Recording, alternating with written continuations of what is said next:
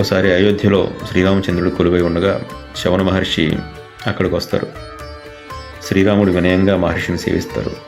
అప్పుడు మహర్షి శ్రీరామునితో మధుపురిలో లవణాసురుని అరాచకాల గురించి చెప్తారు.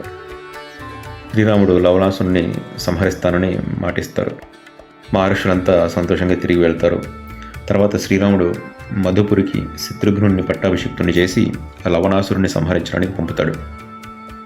మార్గ మధ్యలో చవన మహర్షి ఆశ్రమంలో శత్రుఘ్నుడు మహర్షిని కలిసినప్పుడు లవణుడి చేతిలో ఓ శూలం ఎల్లప్పుడూ ఉంటుంది. అది లవణుడి తండ్రి మధుడికి పరమేశ్వరుడు ప్రసాదించింది. మధుడి దగ్గర నుండి లవణుడికి వచ్చింది ఆ శూలం. ఆ శూలం లవణుడి చేతిలో ఉన్నంత వరకు అతన్ని చంపలేవు అని లవణుడి మరణ రహస్యాన్ని శత్రుఘ్నుడికి చెప్తారు చవన మహర్షి.